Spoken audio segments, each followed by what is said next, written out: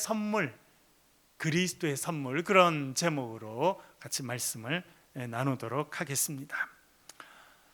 여러분, 2024년 이제 마지막 시간을 보내고 있습니다. 여러분, 올 한 해 선물 받으신 게 있으신가요? 어떤 선물 받으셨습니까? 네, 생일 때도 선물 받으신 분이 있고 또 우리 중에는 어떤 분은 이제 아기를 얻는 선물 그렇죠? 손녀를 얻는 분도 있고, 또 우리 장로님 가정에도 우리 둘째 따님이 오랫동안 자녀가 없어서 기도를 했는데 하나님께 선물을 주셔서 이제 1월 중순이면 이제 낳게 될 겁니다. 그리고 얼마나 많은 선물들을 우리가 올 한 해 또 받았고 또 선물을 주는 그런 일들을 했습니다. 여러분, 선물 받는 것이 너무나 좋은 일입니다. 그런데 더 좋은 일은 무엇입니까? 선물이 되는 거예요. 제가 짧은 기간을 인생을 살고 목회를 하면서 보니까 저도 선물 받는 거 되게 좋아하거든요. 선물 받으면 좋아해요. 오늘 저녁에도 어떤 분이 저한테 선물을 주셔가지고 너무 감사하더라고요. 그런데 그렇게 선물 받는 건 너무 감사하고 좋은 일인데, 더 좋은 일은 뭐냐면 선물이 되는 인생으로 살아가는 거예요. 올 한 해 하나님께서 우리 교회에 복을 주셔서 우리 교회가 선물이 되게 하셨습니다. 제가 여러 번 말씀드렸습니다만 어디에 선물이 되었습니까? 여기서부터 비행기 타고 13시간 반을 날아가서 거기서 차로 10시간을 내려가면 게네푸시아라고 하는 그 교회가 있습니다. 작년에 제가 처음 가게 됐어요. 참 많은 생각을 하게 됐습니다. 첫 번째는 제가 거제도에서, 많은 분들이 도시에 태어났습니다만 저는 거제도에서, 섬에서, 그것도 읍내도 아니고 산 바로 밑에 있는 동네에서 태어났는데, 그때 제가 살았던 환경하고 너무 비슷해서 마음이 너무 편한 거예요. 화장실은 한 100m 밖에 떨어져 있고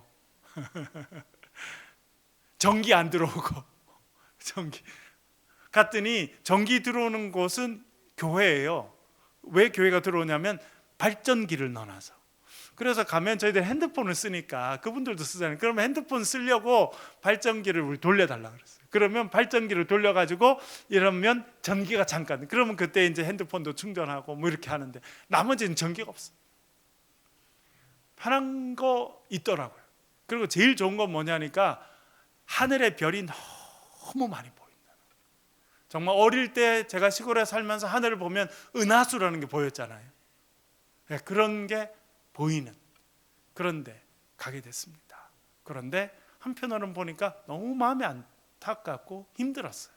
우리나라가 북한의 침공으로 6.25 전쟁을 겪을 때 그 에티오피아에서 6,037명의 군인들을 보내줬어요.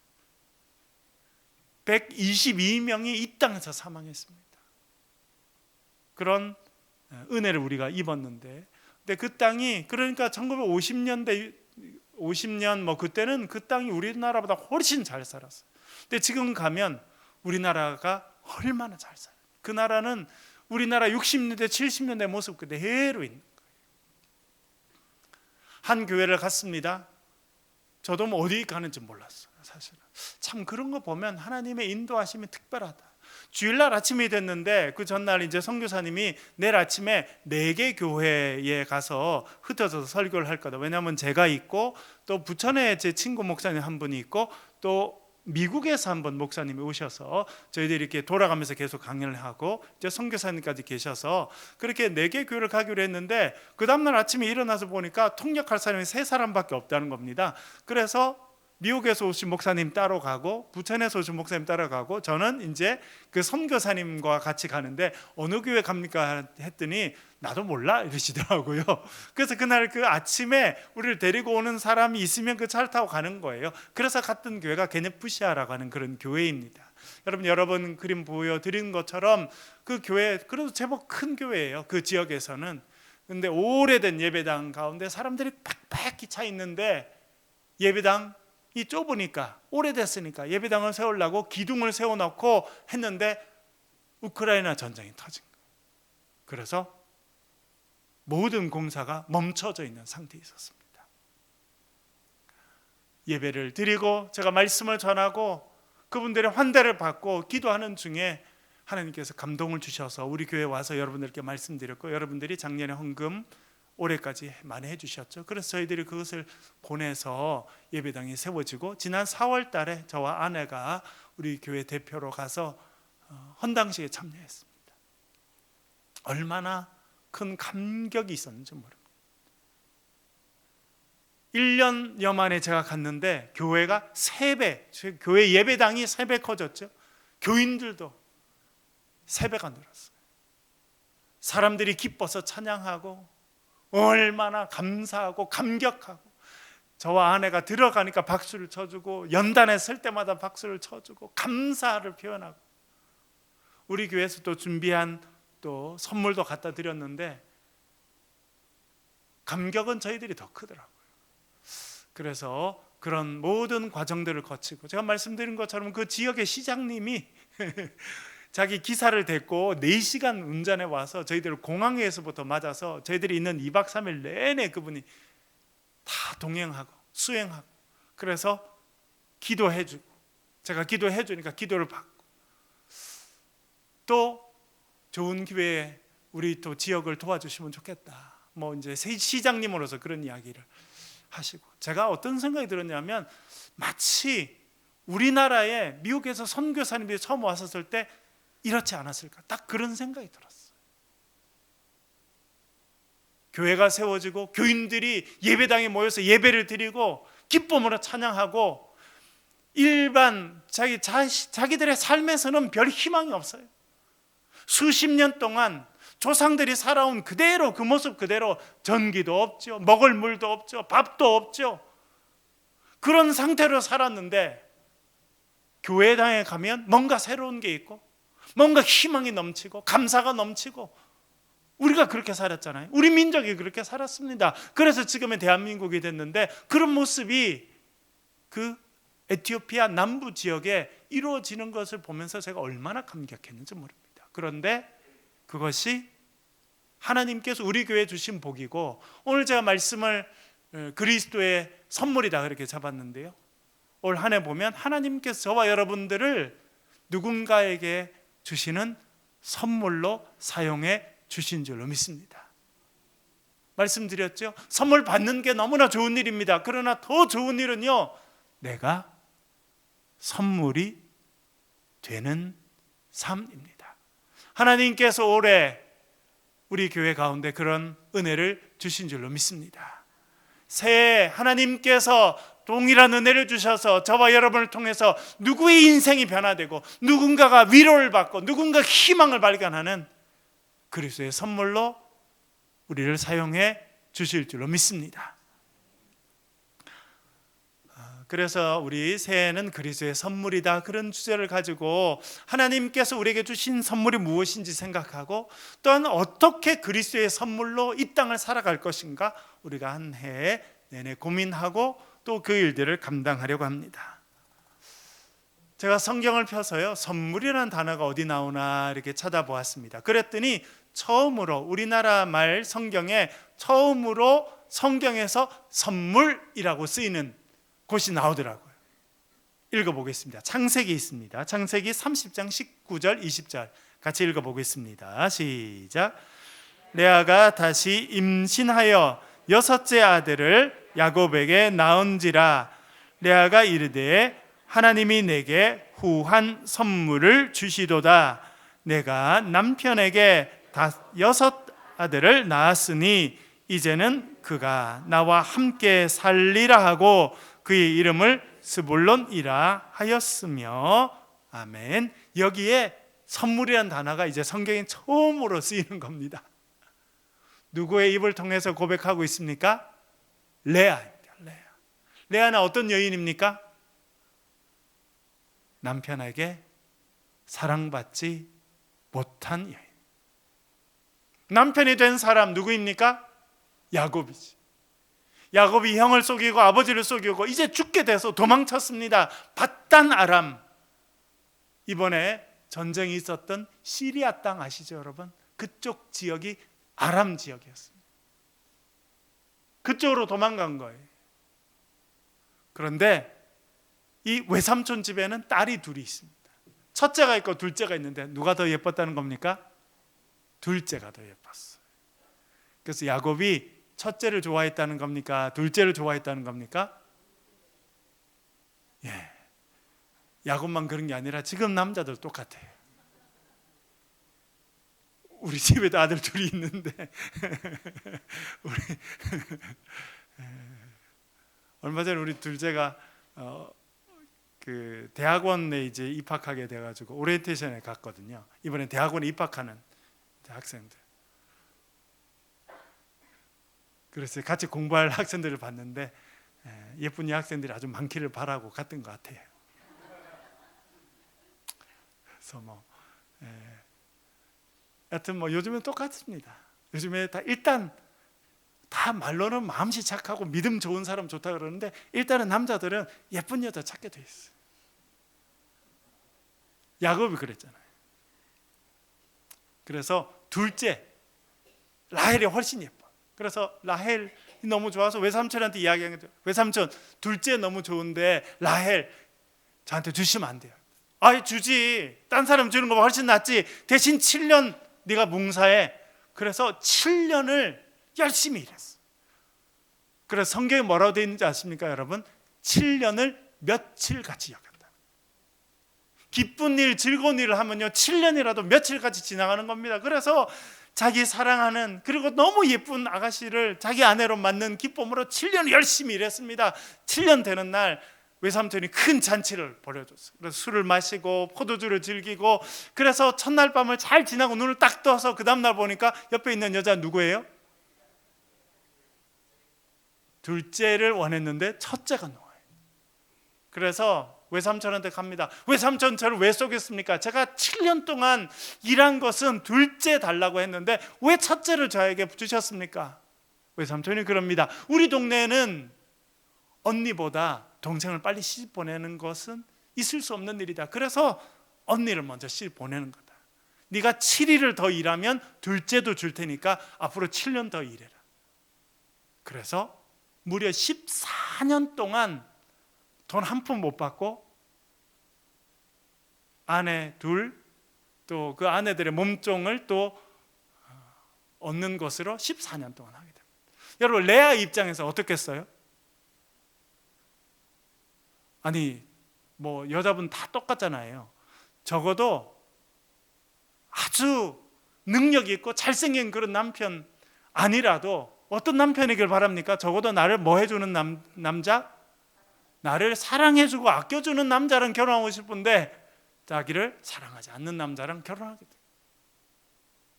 남편 사랑을 받지 못합니다. 그리고 평생 자기 여동생과 경쟁하면서 살았어요. 이건 더 힘든 일입니다. 남편의 사랑을 받지 못하고 여동생과의 경쟁에서 벌써 밀리고 시작한 이 레아를 하나님이 불쌍히 여기신다는 겁니다. 참 그런 면에 하나님의 사랑은 공평하시다 이렇게 생각합니다. 남편 사랑을 많이 받는 라헬은 임신합니까 못합니까? 임신하네요. 하나님이 태를 열어주지 않으십니다. 그런데 남편의 사랑을 받지 못했던 이 레아는 하나님이 태를 열어주셔서 첫째 장자인 르우벤이 태어나고 둘째 시몬이 태어나고 셋째 레위가 태어나고 넷째 유다가 태어납니다. 여러분 이스라엘 역사에서 가장 중요한 역할을 하는 지파를 딱 하나 꼽으라 하면 어느 지파를 뽑을 수 있습니까? 유다 지파입니다. 왜 그렇습니까? 유다 지파에서 누가 나옵니까? 다윗 왕이 나오고 그리고 남유다의 모든 왕들은 다 유다 지파에서만 나옵니다. 그리고 결국 누구도 유다 지파 가운데 태어나시게 됩니까? 예수님도 유다 지파. 그러니까 이 땅에 가장 중요한 구원자로 오시는 예수님도 쭉 따라 올라가면 결국 누구 후손이라는 겁니까? 레아라는.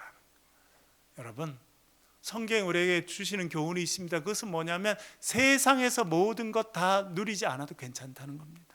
세상 사람들 다 인정받고 살려고 너무 그렇게 하지 말라는 거예요. 내가 때때로 억울한 일을 당하고 때때로 가슴 답답한 일이 있고 그렇게 하더라도 하나님께서 우리를 보시고 우리의 삶에 은혜를 베풀어 주실 줄로 믿습니다.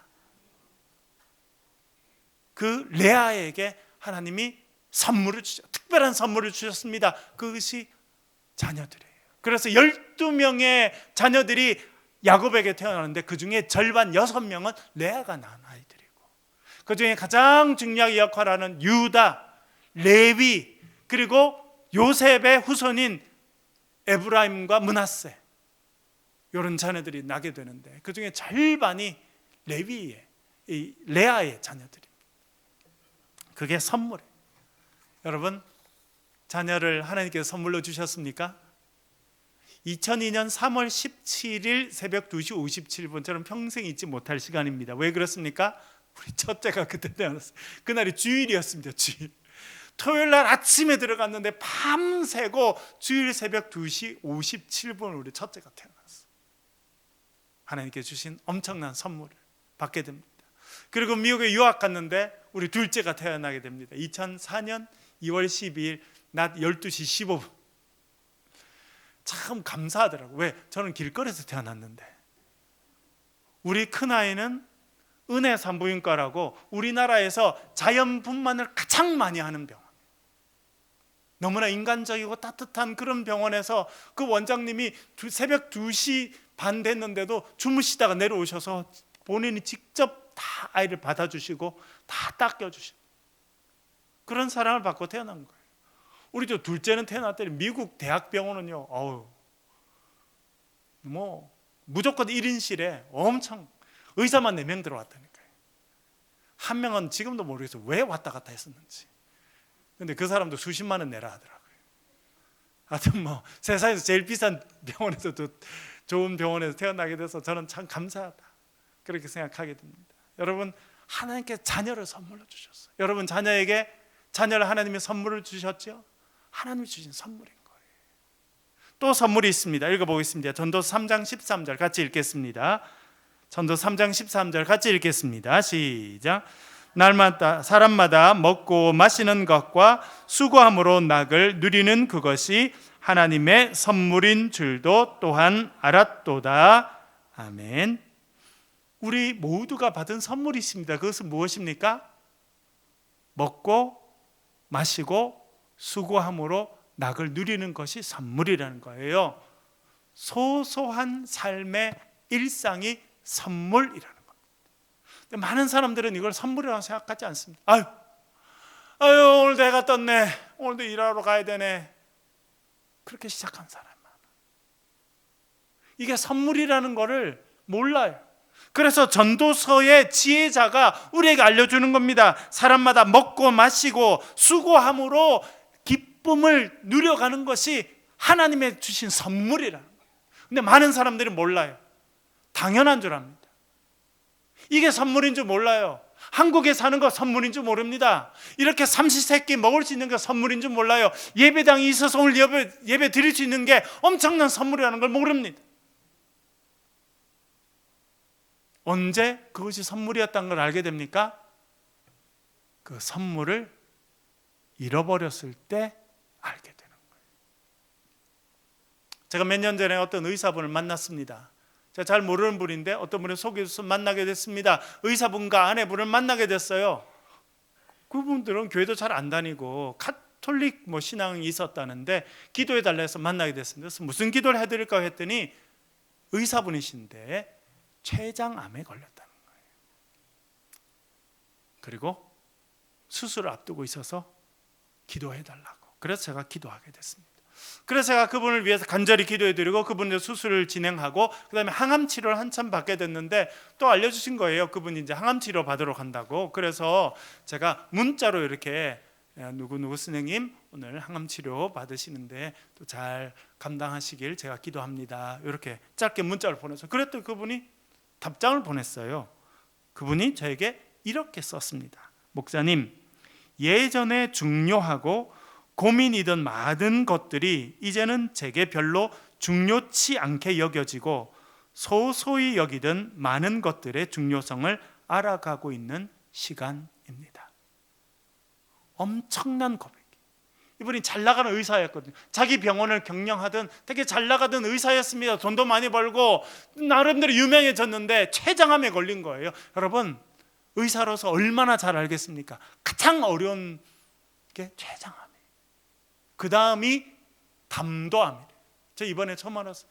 제 후배 중에 한 명 장신대 졸업하고 목사 안수를 받은 목사님이 있어요. 제가 같이 우리 제 스승이었던 교수님과 우리 학자들이 한 20-30명 같이 모여서 스터디 그룹이 있는데 거기에 그 교수님을 도와서 동영상도 찍고 편집해주고 하는 목사님이 있는데 5월달에 연락이 온 거예요. 그게 기도점에 오른 거예요. 담도암에 걸렸다고. 40이 안 됐어요. 그런데 얼마 전에 기도 제목이 또 왔더라고요. 아주 위급한 상황에 이르게 됐다. 그래서 제가 너무 마음이 아팠어요. 췌장암, 너무 어려운 병이라는 걸 의사 자신이 더 잘 알잖아요. 그래서 이제 모든 걸 내려놓고 치료에 집중하는 시간인 거예요. 그래서 이렇게 썼습니다. 예전에 중요하고 고민이었던 많은 것들이 이제는 별로 중요하지 않다는 거예요.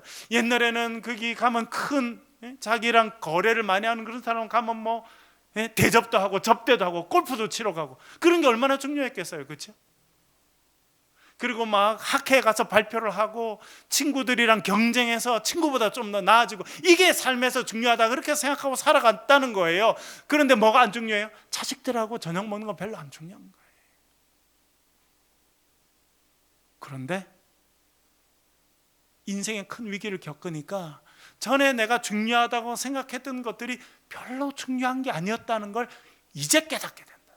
그리고 소소하게 여겼던, 중요하지 않게 여겼던 아침에 일어나서 밥을 먹고 저녁에 일을 마치고 들어와서 가족들이랑 같이 웃으면서 밥을 먹고 커피 한잔 할 수 있는 게 얼마나 소중한 것이었는지 이제 그것을 내가 더 이상 누리지 못하는 이때 오니까 그것이 소중하다는 걸 깨달았다는 거예요. 여러분, 소소한 삶의 기쁨이 엄청난 선물이라는 것을 기억하실 수 있길 바랍니다. 우리 교인들 주일날 와서 즐겁게 예배 드리시잖아요.